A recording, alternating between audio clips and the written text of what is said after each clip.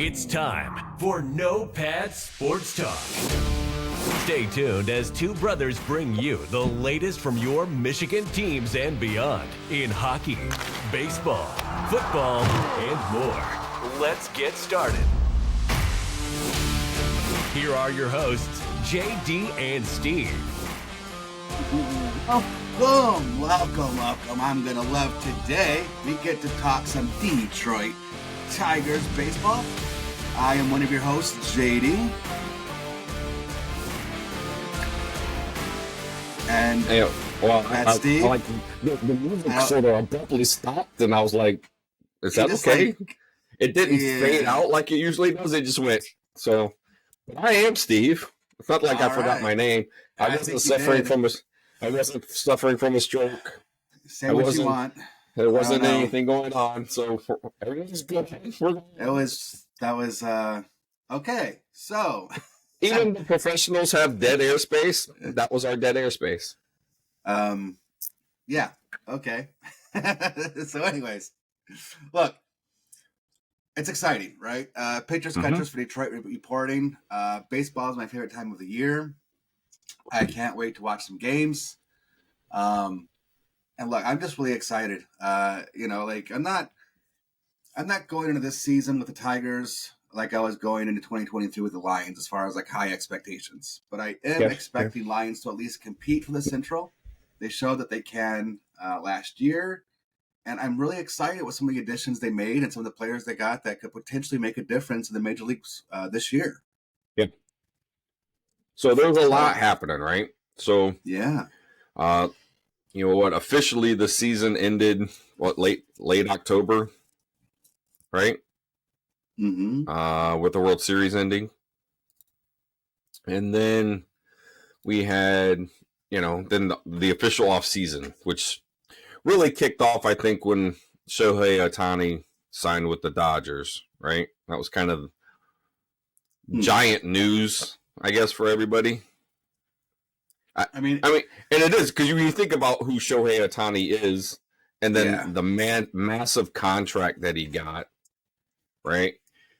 I'm one of those guys that says the man earned every dollar, right? Yeah, he did. Absolutely. It's not like he's just one of, he's not your run of the mill ball player. So, and then the fact that he deferred almost all of the contract, till the end. I actually read, I think it's California is like the government piece, like the tax, whatever that side was good. I don't know if they were trying to sue or trying to take them to court, the Dodgers, for that contract, because by deferring that money, the state is saying that, we're missing out on all those tax dollars from that contract. And that because in 10 years, Ohtani could retire and take all that money with him out of that state and go back to Japan, right? Yeah. Which obviously would totally make sense to me because that's probably what I would have done, right? Yeah. But I just found it interesting that it wasn't, they were so focused on the fact that they were losing out on tax dollars, I guess. I don't think that's going to happen. I mean, they can't. How are they going to possibly force that to happen? Well, that's my whole thing, right? Like, you can't tax him on what the potential would, like if they set it up evenly over the 10 years or whatever it was, right? So $70 million over 10 years, right? But now you're going to tax his $2 million at the $70 million rate. The guy's not going to make any money. You can't. Not from playing baseball.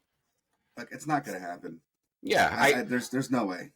No, I can't imagine that would ever happen. But no. It raised enough eyebrows that I, like a guy like me, who,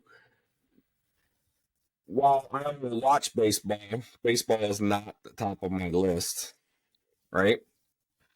But for me to have seen that means that there was enough stink about it that they had to, throw that out there, right? I don't think I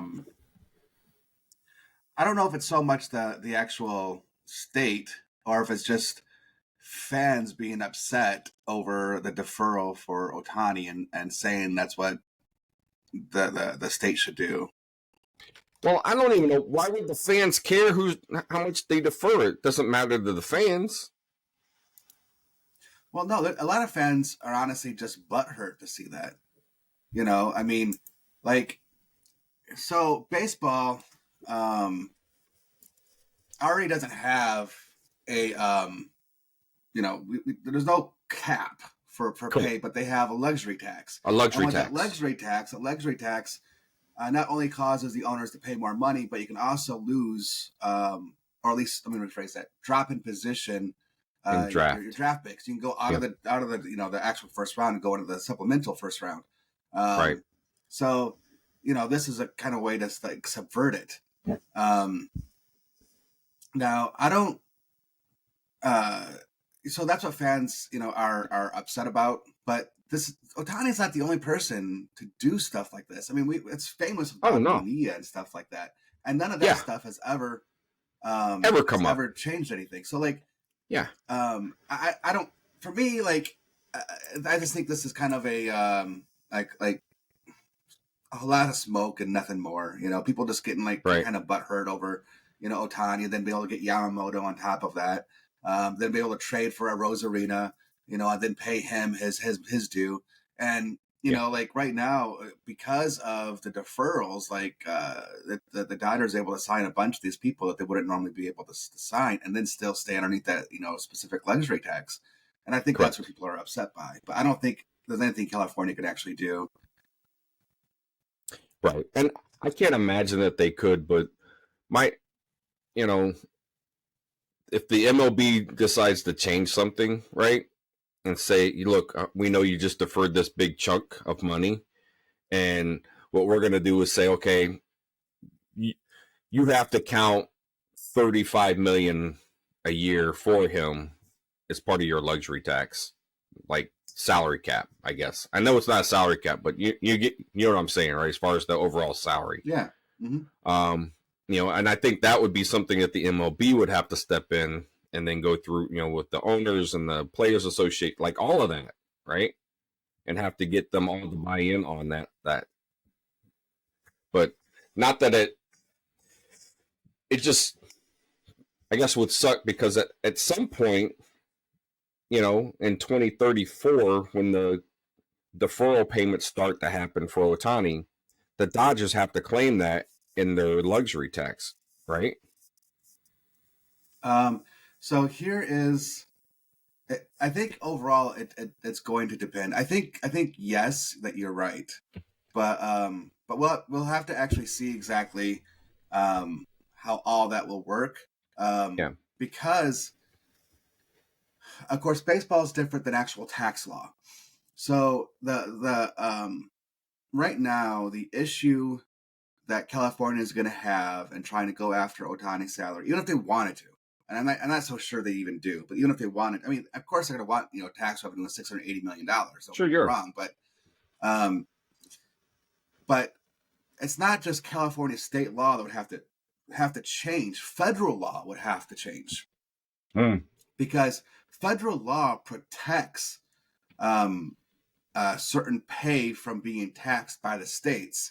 And the way that the contract, and this is not me talking, this is Forbes, right? So I mean, right. I'm gonna trust Forbes. I'm gonna defer to them. Yeah, they are. Yep, they've been doing it a while. Right. But the problem is that the federal law protects certain, like I was saying, certain things from being taxed by state law. Like for example, retirement income. So now the way Ohtani's contract set up, as far as being like after he's done with the Dodgers, right, falls into that category where it's actually protected by the federal law. So of course, federal law overrides state law. So there's nothing state law can do in order to get Ohtani to. Now, it's possible that, they might try to find some, I don't know, backdoor or some loophole or whatever else like that. Yeah. But I don't know like how much they're actually going to go after, because again, according to Forbes, the California's controller stated that there's probably nothing they can do. So that's it. Okay. So now, go ahead. Well, I mean, Ohtani's was a big thing. That's kind of where I wanted to start, because I felt like that kind of kicked off the free agency and like the signing, like where things were going to go, right? Right. Nothing seemed to want to happen until that happened, and I can imagine why, like, especially if they're, other high level, like big name pitchers or big name hitters, right? They're trying to look, okay, well, where are they going to slot Ohtani, who's a dual threat, of course, right? So you're not going to really compare apples to apples on this, but right. Oh, but I think they wanted to see how that was going to fall before they started to turn around and say, okay, now this is how we can start negotiating this contract for us for moving forward. So I want to answer one more question before we kind of move on. I'm sorry there, brother. It's okay. Because you mentioned about the luxury tax with the Dodgers and the deferral. So the way it works is when money is deferred, that money is then taken into account in the current cap hit for the current year. So say $680 million is deferred. How would that look like over 10 years? And there's a formula that calculates the team's tax payroll. So that $680 million is already being calculated into the team's luxury tax for the 10 years Ohtani is going to be on the team. Right. So, so even though he's only taking $2 million a year, his luxury tax hit isn't $2 million. It's like $46 million, I think it is. So because it looks at the how much money is being deferred. Looks like almost like what a signing bonus is in football. How it's kind of like assigned evenly. But what one little thing is, it's kind of discounted at a midterm rate for deferred money. So because again, you have things like inflation and stuff. So how is that going to look like 10 years from now when they're still paying on that money? Like how would inflation, like what would that money look like in 10 years from now? It's not going to be worth $680 million 10 years from now, right? It's going to be kind of worth less. So they kind of take all that stuff into account inside the formula, and that's why his tax hit or his cap hit for the tax is like $46 million. So anyways, that's how it would work. So it's already being taken into account. All right. Well, see, maybe that's what I read, and that's why I brought that up, right? Mm-hmm. So maybe I did read that, because it sounded familiar when you started to say it. And I'm like, I said it. I'm like, I don't know. I couldn't have quoted you where I found that information. Yeah. It's not like I just pulled things out of the air, because I do that. But so yeah, it's the Ohtani thing was a big deal for the MLB. Shohei, he's such a name across the world because of what he has been able to do. Yes. Right. Mm-hmm. He's just good for baseball. Absolutely. Right. Yeah. So I can't imagine that baseball is going to sit there and try and turn their back on, that and, try and screw a guy over who's trying to help the team so they can continue to be competitive, and they're not just giving $70 million to one guy every single year and losing out on, or, getting lower draft picks because of it.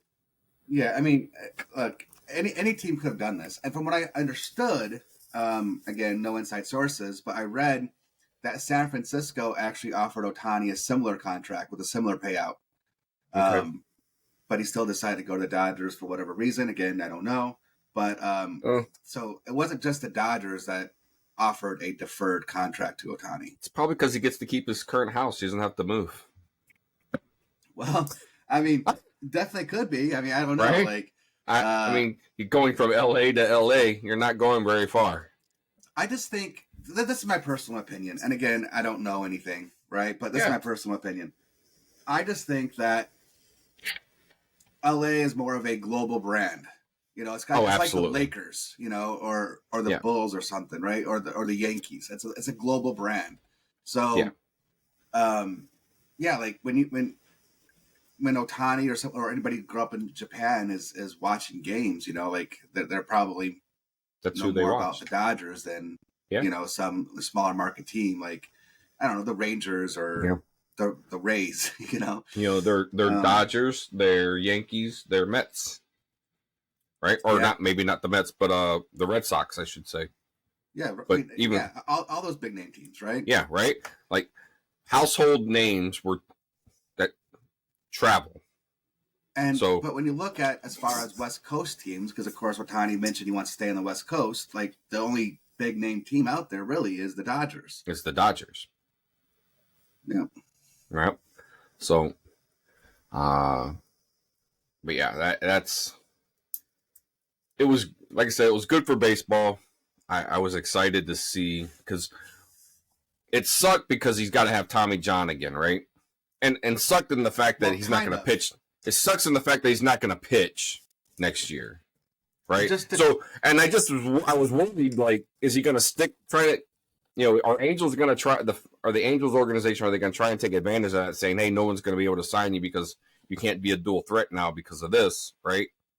Mm-hmm. And I just felt like, and he held out and he stuck it out and he got the deal he wanted. But I was worried that was going to affect his contract. I was too. But of course it only takes one to want to pay him as much. But, so now the doctor that performed Ohtani's surgery, all right, he has a ton of athletes come in for different types of surgeries, including Tom Brady, Aaron Rodgers, Roethlisberger, Clayton Kershaw, Cooper Kupp, Klay Thompson, Conor McGregor. Right? I mean, you're talking even Kobe Bryant. Like he was the one that repaired Kobe Bryant's knee, shoulder, and Achilles. So like you're talking about like one of the best in this thing. The doctor that is sought out by athletes. Exactly. Now, of course, we all know that Ohtani had his first surgery in 2018.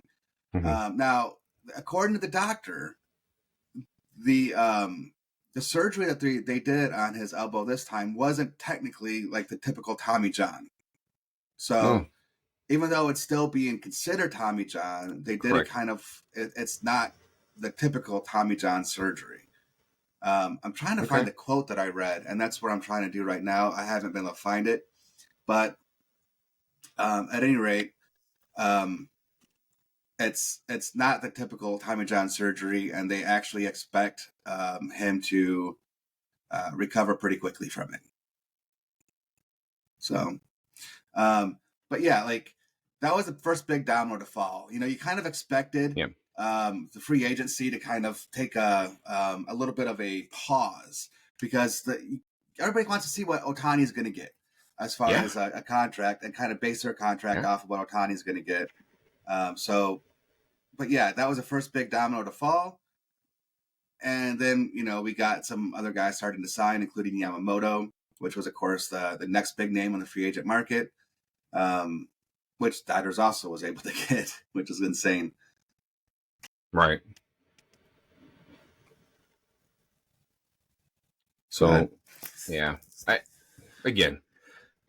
was good. I was glad he got his money and that, they saw him for what he has done and what I think he can still do moving forward. Right. So that was a huge piece, right? Mm-hmm. So, when you look at the rest of the MLB, who signed what? What other big names have signed so far this off season or going to be looking at new teams next year, right? A lot. I think there's only like really big three that's left. I think is all they got is the big three that's left. So I was looking at like at MLB's. They had the six remaining top remaining free agents to sign. Okay. Cody Bellinger. Yeah, that's a big one. Yep. They think They think the Cubs are going to sign him. Matt Chapman. Yeah. They think the Giants. Makes sense. Blake Snell. They're saying the Angels. Wouldn't surprise me. Jordan Montgomery. Yeah. So he helped the Rangers. It sounds like he probably stays with the Rangers. And JD Martinez, which I thought being a top 6 free agent based on where his age was, but he's still having, as a designated hitter, he's still crushing the ball. Yeah, I mean, he's still batting .270 with 30 home runs a year. Like, that's amazing. Yeah. All right. He's 36 years old or he's entering his 36-year campaign, but he had 33 home runs.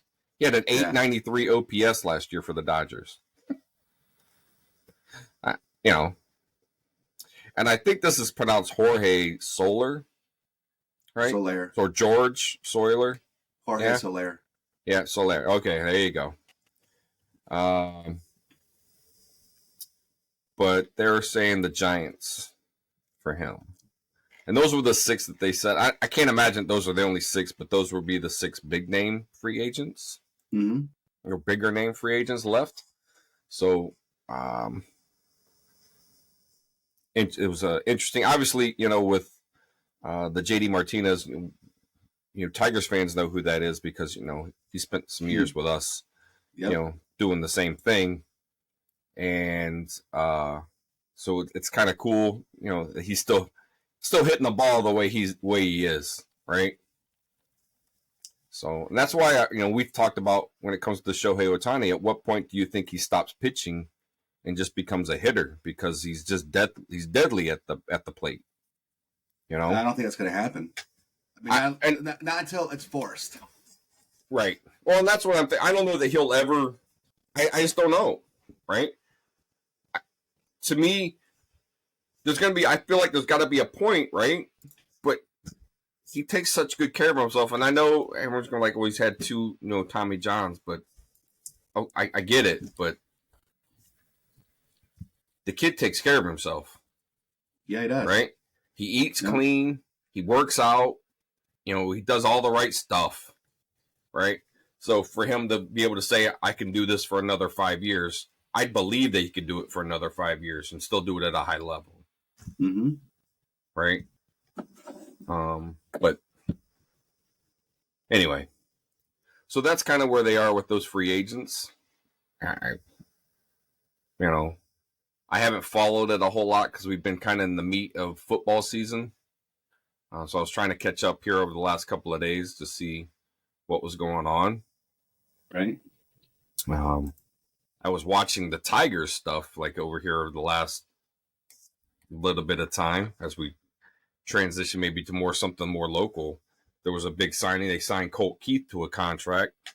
So I can only imagine that is the precursor to them saying that he's going to be on the big league team this year. He's not going to start out in the minors and they're not going to call him up. Right. I can't imagine them keeping him down there and then calling him up later after you just paid him that contract, or sign him to this contract. But it seems like that's the case, and they made some other roster moves, I think, to do that. Like they traded Tyler Nevin and Nick Matan. And both those guys, they both went to the Orioles. Yeah, Matan was not very good for us. So, well, in the end, they got cash for both trades. So they didn't get any players, but they got cash. So cash is always good. Cash buys players, right? Mm-hmm. So, there was that. They did make a lot of moves in January. I was looking at just day by day. So, MLB, obviously they track all this stuff, right? But they signed a lot of free agents to minor league contracts. But I would have to you'd probably have to look at them. You probably know the names better than I do. But they signed a couple of catchers, a bunch of pitchers, actually 3 or 4 catchers. Shortstops. Because that's kind of where we were hurting, right? Second base, shortstop, because we got that. What's his face? It depends. I mean, this is kind of like now kind of like the free agent thing going to the spring training and stuff. Mm-hmm. But look, so the Tigers have quickly they used to have no farm system. If you remember, I think our preview last year, I was talking about how bad the farm system was and how long I think it's going to take before the Tigers are actually able to compete because their cupboard is bare in their farm system. Right. Because after the promotions of Skubal, Mize, Green, Torkelson, etc., like it's just like okay, that was everybody. Like now they got nobody really left in their cupboard. It's not really the case anymore. They changed a lot as far as through trades and whatnot, and of course the draft. Getting like Max Clark as an example. Right. So they actually, by Baseball America, were ranked the 5th best minor league system in all the major leagues. So they have not been. That's the highest they've ever been ranked. Well, it's tied with like back when they used to have like Skubal and Mize and all them in the minor leagues. So their system has got a huge just influx in talent, not just from the trades and drafting, but like Justice Bigby, for an example. I mean, he was drafted in the 19th round, and he had a huge breakout year last year.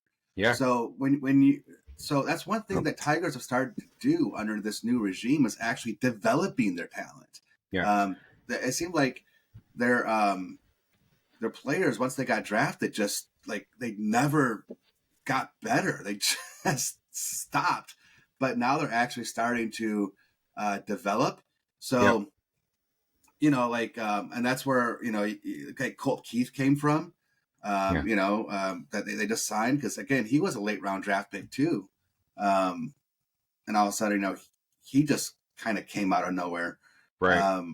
But anyways, yeah, like I think when you're saying about the second infield in general was pretty weak, I think we can call it there. I mean your first baseman is slotted in as Torkelson. He's an above average defender at first.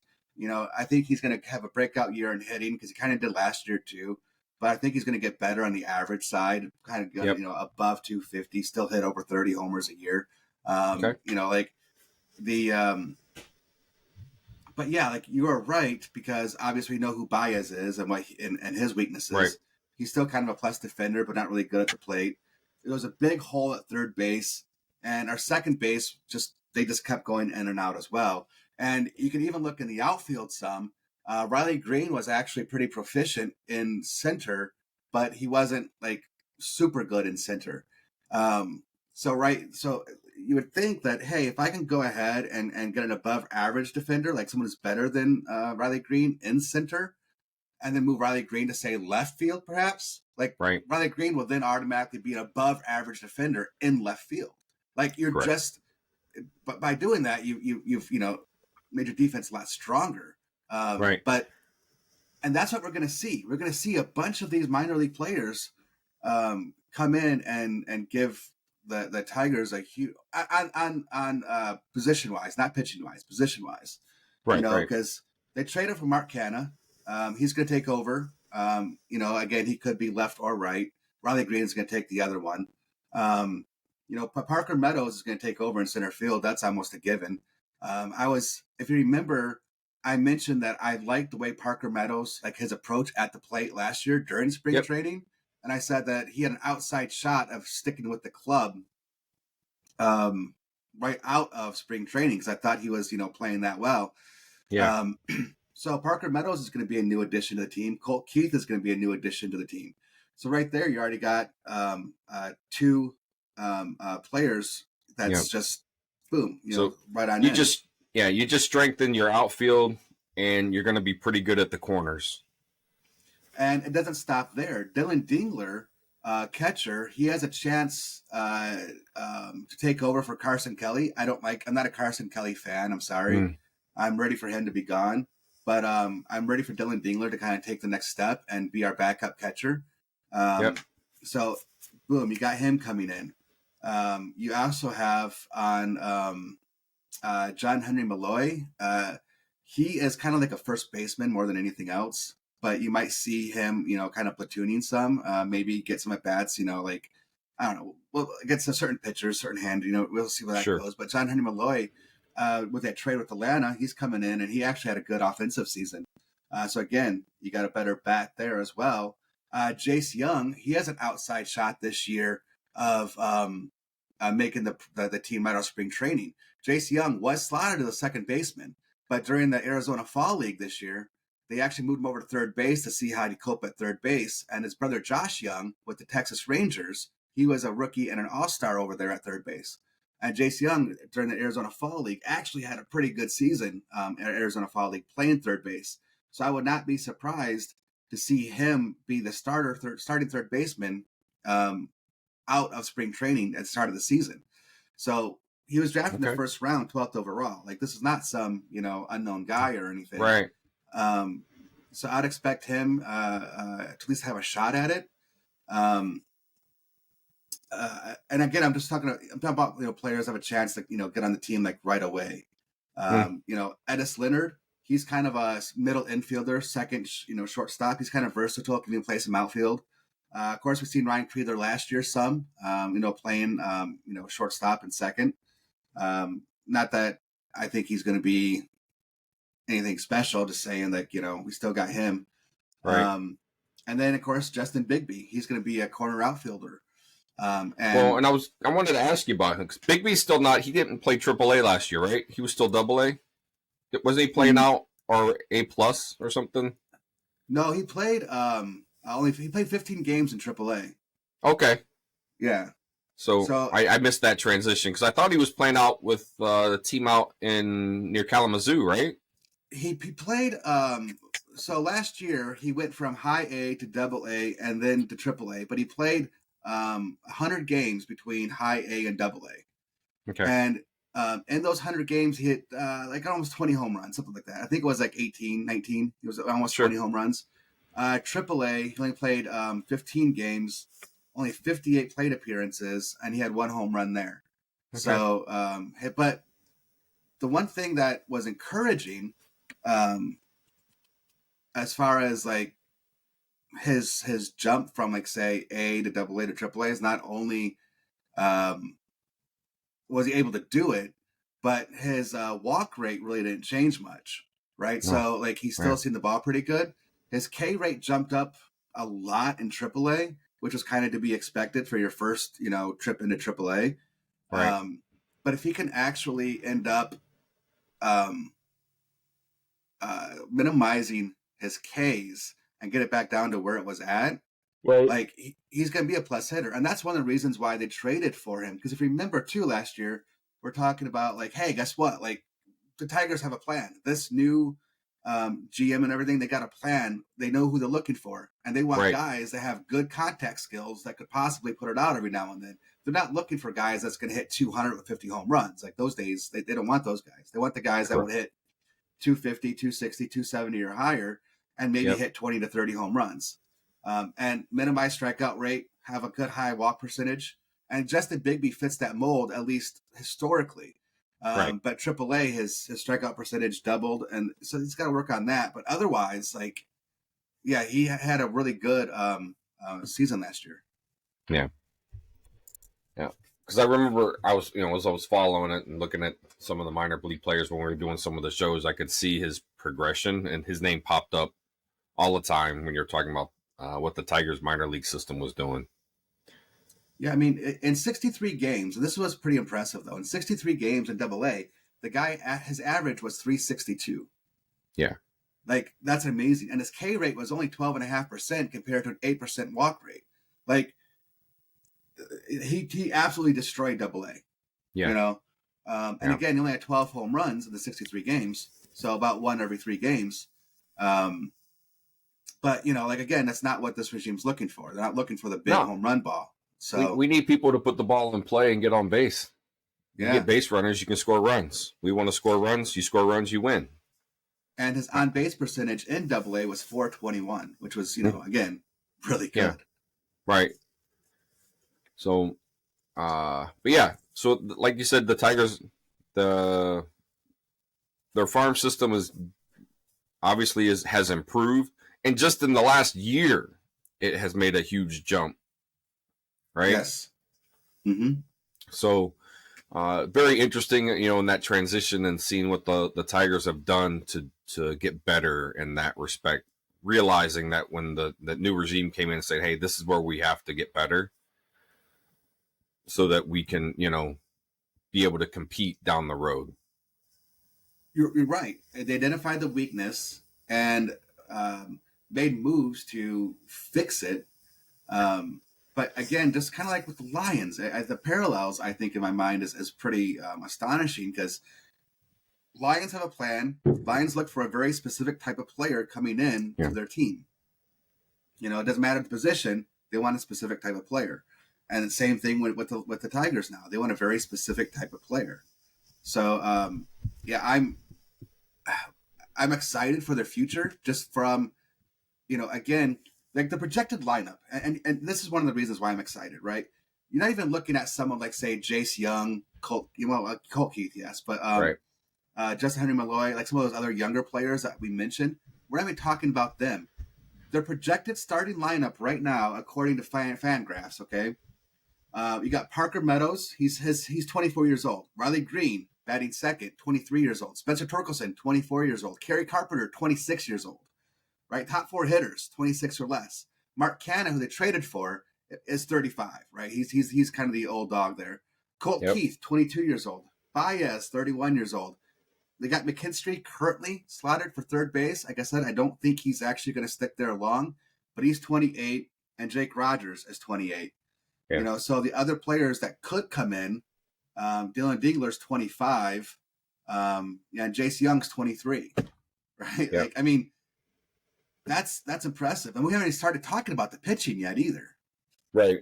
Which is one of the things you've always said that the Tigers have done well in the past, is about developing good pitching, Yes. or taking the, and just if whatever it is that they're doing, it's working for them, right? It is.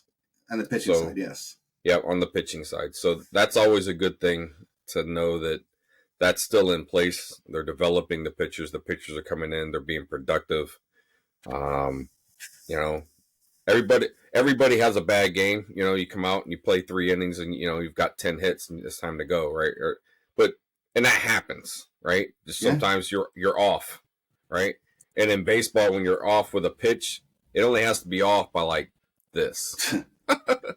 Exactly. Right? We talk about a game of inches in football. Like in baseball, when you're talking about hitting, it is not a game of inches. It's like more of a game of millimeters. Millimeters. Yeah. I mean, again, round bat, round ball, hit it square. So if you're just off, like you're saying, a couple millimeters, like the ball is not hit square. I mean, it's going to be an out instead. Right. It's a ground out or a pop fly. And that's the difference, right? Yeah. So, and about the pitching though, I mean, Skubal, he was looking like an ace last year, coming out. So he'll probably be the your opening day starter. He's probably going to be the ace. Jack Flaherty, who they signed in free agency, that guy, when he's healthy, he can bring it. He's good. They signed Kenta Maeda again in free agents. Like, he's not one of those big strikeout guys, but he eats innings. He's usually pretty healthy. Then you got Matt Manning, Reese Olson, and even Casey Mize coming back. So I would not be surprised if the Tigers end up doing a 6 pitcher rotation because, again, of injury concerns. Skubal, Flaherty, Manning, Mize, all those guys have been injured in the past, and even last year. Yep. So you have to – and Mize hasn't pitched. He didn't pitch at all in 2023. He hasn't pitched, since 2022.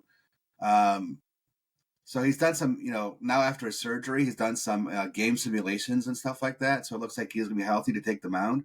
But again, he's going to be limited in terms of his pitch counts and stuff coming back anyway. So I wouldn't be surprised, at least in the beginning of the season, if the Tigers go with a 6-man rotation, limit the innings of their starters, who, again, as we've seen, has been a little injury prone. Absolutely, right? Well, I was going to say, because Scoble came back, he missed a bunch of games in the middle of the season, and trying, kind of come back from injury, and then pitched at the end, and had some really good games there, right? But he also got dinged, he got hit, got knocked around a little bit too in a couple of games. It was just, how it, like we talked about, it's kind of how the game is. When you're off just a little bit, they take advantage of it. And so, yeah, I think, so the Tigers basically finished about 500 last year, right? And I know we're not into our preseason stuff because we haven't even seen spring training. We don't even know what the final roster is going to look like. But, I think because the Central, I didn't see the Central get better. Like, I think it's still going to be up for grabs. I think the Tigers are going to be able to compete well in the Central. Yeah, I mean, the front runner is still going to be Minnesota. Yeah. But aside from that, I do think the Tigers could compete with Minnesota at this point in time. Right. So it would be cool, to try, get a division. If you could win the Central, coming out with the especially what you're talking about, the average age of our team, right? So the average age of our team is down. We're down to, we're in the 26, 27-year-old age. Just from if you talk about our starting lineup, we're probably in the 25, right? Be roughly about 25 for our starters. And that's just freaking incredible when you think about, how baseball works because of the farm system and when they're coming out, especially if they played any kind of college ball and now they come out, they're in their like second, third, fourth years. Right. At that level. So we're a young team, and I think there's a lot to be hopeful for. But I think we're going to have to try and get some games in this summer for sure because we didn't get to do that last year, I don't think. I think we went to, 3 games? Well, I did. I know I went once with a friend of mine. Right. I think we went once, so we met up with Matt one game too. That's right. We did do one. But I was at 3 or 4 games, 3 or 4 Tiger games last year. So got to figure that out. Their opening day with the Red Sox too, behind home plate. Oh yeah. That's right, because you were heckling by us. Oh, that was hilarious, man.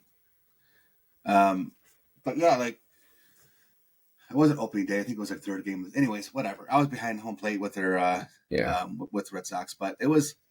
And look, when you talk about the Central, I personally think that the Twins have gotten worse, personally, and because they lost Sonny Gray, they lost Maeda, because that's who we signed him from, Kenta Maeda. We signed him from the Twins, right? And so like their rotation got worse.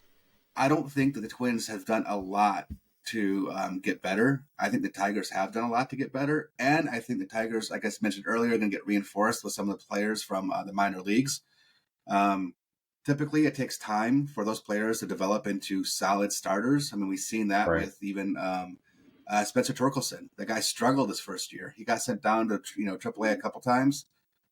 He struggled to kind of catch on to major league pitching, and any of those guys, it doesn't matter if it's Jace Young or whomever, like any of those guys have struggled to catch on to major league hitting. But if I guess what I'm saying though is if those guys can at least live up to what they not like the full potential, but a portion of the potential, 80-90%, like I think the Tigers have gotten a lot better, whereas the Twins have stayed a little stagnant. So I do believe the Tigers can compete this year to win the Central. I 100% believe they can. Yeah, that'd be cool. Hitting the playoffs would be awesome. Getting into the playoffs would be great. Yeah, I'd love to see that. I mean, let's think about this, right? The Red Wings are on the cusp, right? So the Lions made the playoffs. Pistons are not going to make the playoffs. No. Right? Not without winning every single game for the rest of the season. And I don't even know then if they're going to have enough wins. Yeah. Right? But the Red Wings are on the cusp. They're a wild card team as they're currently slotted, right? And then you get the Tigers, and the Tigers get in there. Like, Major League Sports in Detroit is shifting. Right? Yeah, it is. There was a small shift. So, like, when the Lions did what they did this year, right? That's huge because the Lions have obviously notoriously sucked. Right? And then, we had that long, huge stretch of period where the Red Wings were just a playoff team every year. Right? And now they've gone into this rebuild. We've got Steve Yzerman in there, and they're trying to work that system and build that back up into a contender every year. But it's funny when you start looking at like the Lions with the Red Wings, the Tigers, the new regime, these people that have come in, right, and how they're trying to build around what they want. Right. And, if the Pistons can get on board, it would be freaking awesome. Well, I think they, look, I don't know if anybody's going to believe me or agree with me on this, I should say. But look, the Pistons have 8 wins. They have a chance of getting the first overall pick next year, for the draft. Yep. And the next team has 10 wins. But here's what I'm saying, though, is like next year, it has a good opportunity to be turned around because they already have a pretty decent young core. I believe in Cade Cunningham. I believe in Jaden Ivey. I believe in Oscar Thompson. Yep. You still got, Marcus Sasser. He seems to be pretty decent coming off the bench. Jalen Duren. You have a good core of guys. And so you take that core of guys, you add a big number one draft pick coming out, which we know, sometimes those big number one draft picks, look, in basketball, sometimes it takes just one addition to change your team. And so, if they do get the number one pick, if they do, get that guy, add him to this young core, the Pistons could turn it around next year. It's 100% possible. Absolutely. Right. Because anything can happen. Right. You just don't know. I mean, the Lions won 2 playoff games. I mean, they had 2 home playoff games, which is, kind of cool in and of itself. Very cool. But,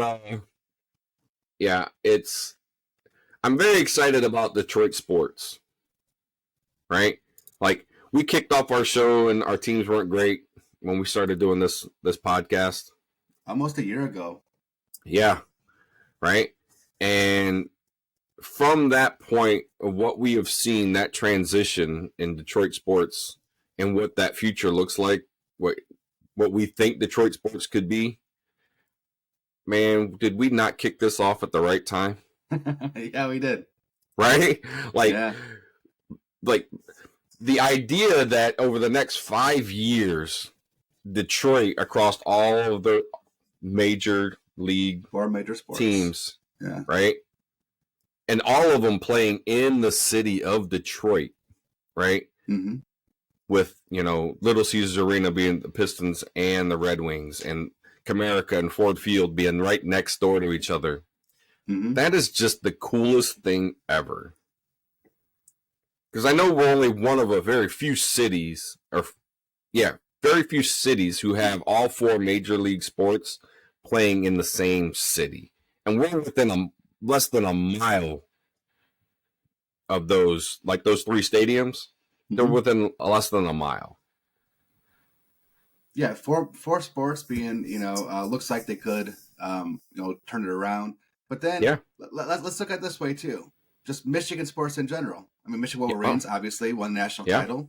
You got the USFL. I mean, what they went to the? Didn't they go to the championship game? I think they lost there, didn't they? Panthers. The Panthers. I don't know. They did make the playoffs. I think they did not. Yeah. They lost in the I think the first round. Yeah, they did not make it to the championship game. All right, but still playoffs, right? Yeah. And like I don't know. I mean, just in general, it's pretty cool. Yeah, absolutely. And I'm not a Michigan State fan, right? But right. Michigan State and Michigan in basketball are playing. I think Michigan State is like ranked 9 in the country right now. So they have an opportunity to do something big. Michigan State basketball is usually pretty good almost every year. Yeah. Right. There's in hockey, Michigan State are ranked. So it's like you said, even down to the collegiate level, when you start looking at your major teams, right? We have all of this competitiveness within this state. There are so many amazing athletes from the state of Michigan. And it's just cool to see them at that next level and on those big stages. And I just want to throw it out there. I know it's getting way off topic, but I'm going to throw it out there anyways.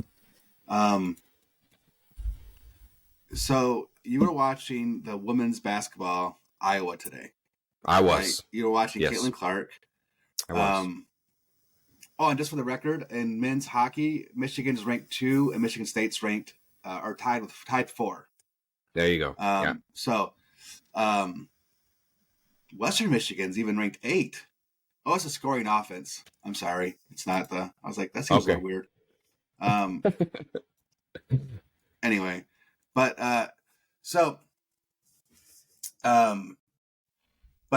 Caitlyn Clark she got her 1,000 assists today, but she didn't break the scoring record. They're going to go home, and the home game I think is Thursday. But do you know who they play on Thursday? Michigan. Michigan. Yeah. It's Michigan. Yeah. So I just want to throw that out there. Yeah, she's going to she needs 8 points, by the way, in case anyone's not following along. I mean, it's on everything. Yeah. So she's 8 points from the women's record. And if let's say that's all she scored against Michigan, which she's averaging 32 points a game. So ridiculous. Just you guys take that, right? But the all-time scorer, Pistol Pete from LSU. Yeah. Right? She is, from the women's record to his record, is 140 points. Right? So at averaging 32 points a game, she would need 5 additional games to tie or surpass Pistol Pete's record for all-time leading scorer in NCAA basketball. Right? Wow. Now, I know since you kind of went on this tangent, I've been reading it because I've been, following along. Caitlyn Clark's a big name, right? Yeah. But they asked Pistol Pete's son what he thought of that record, right? And he didn't want to downplay what Caitlyn Clark has done, right? But basically what he said is, you're not really comparing apples to apples because Dad only played for 3 years. And he was scoring 38 points. He averaged 38 points a game. Yeah. Right? He did that in 3 years. Had he stayed at LSU for a 4th season, he would have scored over 5,000 points. Right? So he wasn't, again, I didn't feel like he was trying to downplay it. He just wanted people to understand that, look, Caitlyn Clark, she is a true senior, right? She's not a 6th-year senior or, where she got the additional COVID year where she's breaking it. Like, she's doing this in 4 years, okay? Mm-hmm. But I appreciated his answer, right? And he wasn't like, again, I don't feel like he was trying to put an asterisk on what she's done. It was just, he's like, my dad only played for 3 years. And she's got a fourth year here, by choice. I'm sure she had to be 21, I think. The NCAA women's basketball is different, like as far as going pro. I think they have to be 21. But... Yeah, but before this season, she wasn't. She couldn't have been drafted. Correct. You're right. Yes. So look, I don't know if you watched this or not, but there was a video of Cheryl Swoops, who is a WNBA legend. Absolutely. Everyone knows who Cheryl Swoops is. Yeah, she was inducted into the Hall of Fame for women's basketball. Did you hear what she said about Caitlyn Clark? She has said that Caitlyn Clark is, while she's doing great, right? Like that transition to the WNBA is just different, right? That's not what I was talking about. Oh, that's not what you're talking about? Okay, no. That's what I read. Okay. So Cheryl Swoops was, she completely downplayed Caitlyn Clark. Like she, in my opinion, it was kind of insulting listening to her talk about Caitlyn Clark. She was saying stuff like Caitlyn Clark's played extra years. Now she's comparing to the current holder. I forgot her name. I apologize, but I forgot her name was current record holder for women's points. Yeah, she plays for Las Vegas something. Yeah. But Swoops was like, Caitlyn Clark had 2 extra years because she got a COVID year. Caitlyn Clark's taking 44 shots per game. Like she, and everything she said. Oh, Caitlyn Clark's also 26 years old playing against 18-year-olds. Like all kinds of inaccuracies, right? Absolutely. Caitlyn Clark is only did not do her homework at all. Not at all. And she's completely downplayed Caitlyn Clark. Yep. Caitlyn Clark is going to break the record in less games than what the other lady did it in. But I'm only saying that because when you're talking about Pistol Pete's son saying what he said, and look, he's not wrong, but he's not right either. Because did anybody sit there and say, LeBron James, no one's ever going to play as many games as LeBron James. LeBron James became the all-time NBA scoring leader over Kareem, but because he played much longer than it doesn't count. It doesn't matter, right? I mean, it doesn't.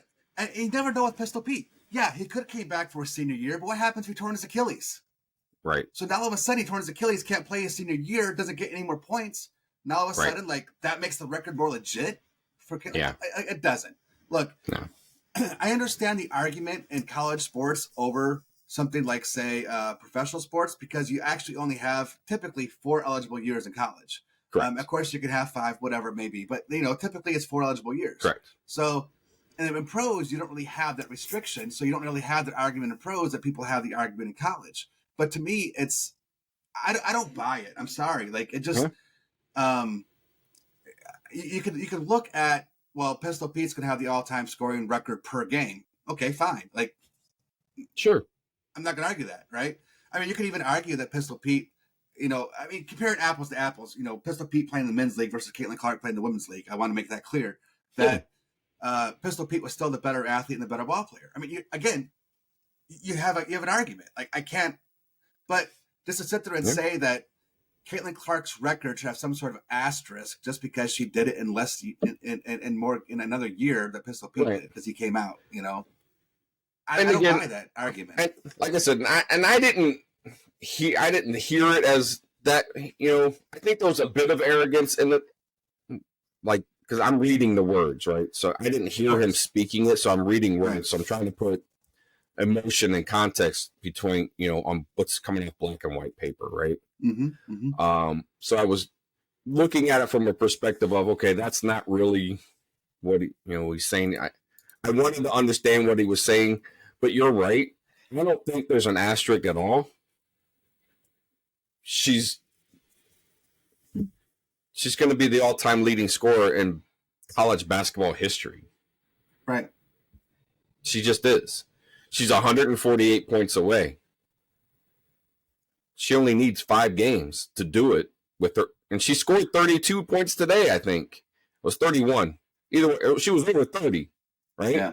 So she's staying with her season average. So bottom line is the girl's gonna get it, and she's earned it, right? Yeah. And the only thing I started to see this year, I think, from her that I hadn't seen in the past is that raw emotion that she gets, where she's confronting like the referees, Caitlyn Clark, right? Like everything's not going to go your way, right? Like I saw some stuff in the game just today, and I was watching it, and I'm like, she's going down the court, looking at a ref, like, what do you mean I didn't get fouled? Like, I didn't see the foul either, or there was enough contact between the two players that it was one of those things where it was like, I'm glad that they didn't make a call because it could have gone either way, right? Right. Yeah. But I did see some of that in the game. She stick to what you've been doing, right? Be humble. I feel like she is humble, right? And I get when she goes to these games are all sold out, right? Yeah. They had over 15,000 people in Nebraska to watch Nebraska, and they beat Iowa today, right? Just go out there and play your game, do what you've been doing, and the rest of it will speak for itself. Correct. Yeah, no, I agree. And yeah, like, don't become that person. Right. So, and I get it. She's like, you either love her or hate her, right? That's, there's no in between when it comes to her. So if she thrives on that hatred. She does. Right? Yeah, she does. She does. She's been, like, if you look at, we've seen videos of her when she played in high school, it was the same thing, right? Oh, yeah. Every level that she's played. And she just drops 50. And she drops 50 points on you. I don't think she's overrated, right? But when you go from one level to the next level, there's always a transition time. But and going back to Cheryl Swoops, we were talking about there's a big difference. Like when Cheryl Swoops was talking about her taking 40 shots a game, she was saying that, these veterans in the WNBA, they're not going to let her take 40 shots. They're going to take matters in their own hands. Again, she's not taking 40 shots. No. And then she also, I don't think it was her. I think it was might have been Charles Barkley. It was somebody. I don't want to. Don't quote me on this. I'm not sure, but I did. Somebody say that she's also going to suffer from a little bit of racism in the WNBA too. And again, I don't know how much that goes around, whatever. But again, someone that has a high profile said it. I'll see if I can find the quote.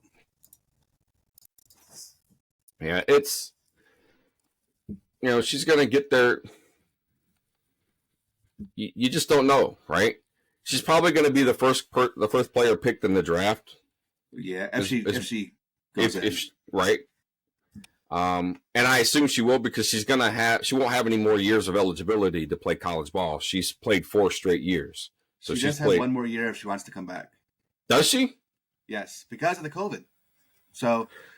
That's true. Because she does. If she wanted to do it, she could do the COVID year. I didn't think about that. I was just like, because she had already played 4 years, like all that eligibility would be gone. But because of that COVID year that they've been giving everybody, she could come back. But I doubt that she does. But she's probably going to be the first person selected, right? And typically, teams that select first overall weren't great the year before, right? Right. So now she's going to have to go to a team that's not going to be good, right? Right. But she might be able to take those 30 shots a game because she'll have to, right? Of course, I don't follow the WNBA very closely, but I looked at this the other day because remember I was telling you that I was looking to see if I could just buy some tickets to go to one of those games, just because, because WNBA is going to be pretty cheap. But every venue I looked at, because I think it's Indiana that has a first overall pick. And again, don't quote me because I don't follow it that close. But every time they went to an arena, like tickets were like $20 or whatever. But then all of a sudden that when they play against Indiana, then it's like up to like $100 a game or something. Correct. Like it just completely inflates the price, and it's like, well, geez, that kind of sucks. But anyways, the team currently that has the first overall pick, I think, also picked first overall last year, and that rookie last year, first overall pick, is having a good season this year. So again, adding Caitlyn Clark to that young core could also elevate that up too. But that's yeah. Oh yeah, she's like the tickets for just the college level game, right? Mm-hmm. They've shown that like any game not against Iowa currently, you can get for like $20, right? But when you're playing Iowa, how we talked about how the Lions playoff tickets tripled, they were triple everybody else. This dwarfs that, right? Like the $20 ticket that you could get is now closer to $200 a ticket to go see Caitlyn Clark play. It's insane, and we're talking like in the years past, and this is something that's that we're looking at with Marvin Harrison Jr. too. Absolutely. So with the nil deals, so Marvin Harrison Jr. I forgot what it was, and again, I can't remember the exact numbers, but he's got like a potential nil deal for $21 million. So he can make more money in 1 year going back to college than what his father made, one of the best wide receivers of all time, made in his entire career. He can make a 1 year going back to college. Caitlyn Clark just in December signed a nil deal with Gatorade, only the second women's basketball player to do so. Yep. And going back, and of course we know that WNBA, they lose money every year. They're subsidized by the NBA. And so the players don't make a lot of money in the WNBA because of the league losing money constantly. Caitlyn Clark can make so much more money staying in school for one additional year on the nil deals than what she can make going into the WNBA. Ultimately, it's going to come down to, hey, do I want to make more money or do I want to go professional? And personally, this is, from my 40-some-odd years of life experience, I would say go back to college, get that bag, because that bag's going to set you up for life, and then go. Because you're still going to be the first overall pick, the next year. The WNBA is still going to be there. Just go get that money, set you up for life, and then go pro. Well, I'm with you, right? Because she'll probably make more in those NIL deals than she did in her 7 years of playing professional ball. Right. Because how long will they play professional ball, right? Plus, we may actually get an opportunity to see her play for the Olympic team this year. Now, the national team, they didn't have her on the list, but she's also still playing at college, so I don't think they pull those college players in so late, right? So it is interesting how much we're going to get to see Caitlyn Clark, especially through the summer. It'll be cool. Yeah, it will be cool. Yeah. Absolutely. And I think it'll be awesome because you're going to see, because they're talking about the chick from LSU too. Angel Reese. Angel Reese has a potential to make the Olympic team as well, or to be called up for that, to be on the same team and playing each other. Yeah, Angel Reese, the whole that'd be interesting. I look, I can't help it. Caitlyn Clark made women's basketball must-watch TV, and this is the first time Nebraska's been sold out. I forget that they said some number, right? But there were over 15,000 fans in the stands, and I would say at least a third, if not more, were Iowa fans that traveled. I'm sure at least 80% were those wanting to see Caitlyn Clark, regardless of who they cheered for. Exactly. Yeah. So my thing is, it was just cool because they're showing this, and they got these girls wearing the Caitlyn Clark jersey, and they've got, I just wanted to see Caitlyn Clark, right? It is good for women's sports, not just basketball. It's good for women's sports. Agreed. Right? Agreed. Both of us have daughters, right? It's good for women's sports. Women need those types of people to look to, right? And look, I understand a lot of people because Caitlyn Clark is cocky on the court. We know she is. Yeah. But look, I'll say this: my playing days for baseball, I was pretty cocky, maybe just a little bit, right? Like, so, but that on the court, on the field, you know, it doesn't matter if it's football, basketball, baseball, hockey, whatever. Be as cocky as you want out there, right? But what I love about Caitlyn Clark is after the games, she stays on the court, meets with, you know, kids, like little girls, gives them autographs on their shirts or whatever it is. You know, like, she's a good ambassador for basketball and for women's sports in general. You know, like, absolutely. Just what she's like on the court is not what she's like, you know, in person after the game and outside the game. And so I just wanted to throw that out there too. I understand the cockiness, you know, why some people are turned off because of that, but she's not that way, you know, outside basketball. It's like the movie Over the Top with Sylvester Stallone. He's like, you know, I just take my hat and I turn my hat around and I just become this other guy and I'm just, you know. You're showing your age, brother. Whatever. Doesn't matter. The metaphor fits because it's true, right? She's this machine out on the court. Of course. And then she's this real human being when she's not. Yeah, you're right. And she's very relatable. That's why these kids want to meet her, right? Mm-hmm. So it's pretty cool. And I know we got way off topic off of baseball, but, you know. Just a little bit. But just a little bit. It does.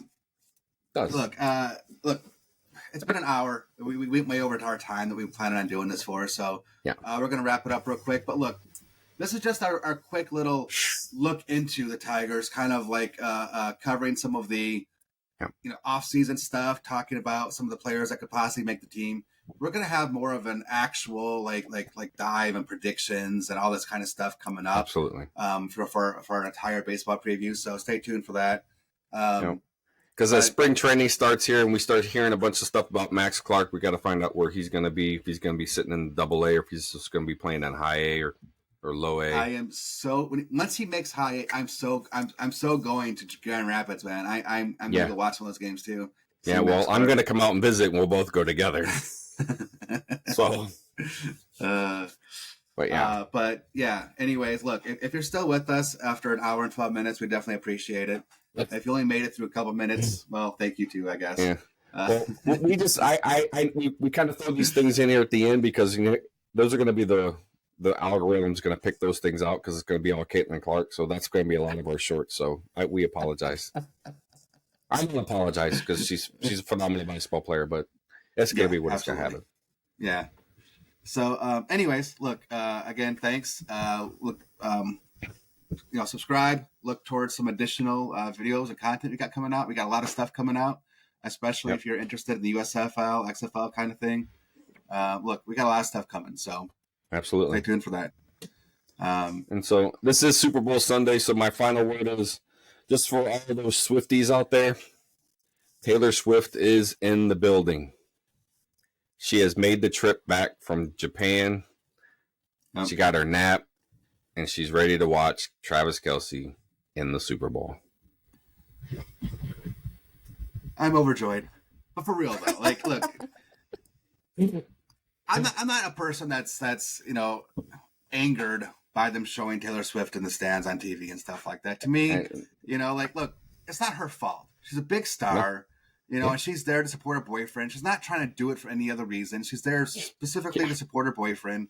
And it's you know, whatever happens. It's not her fault. She's a huge star. She has enough money to buy every team in the NFL.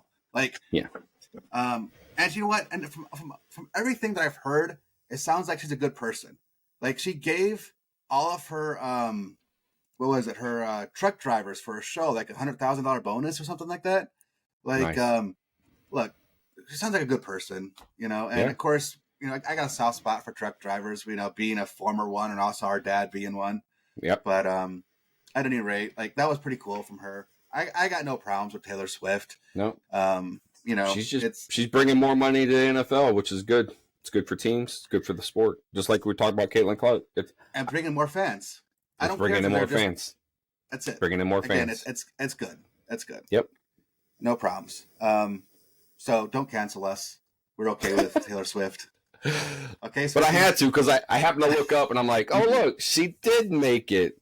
So there you go. All right. with that being said, that's the last word. Good job there, brother, bringing up Swift.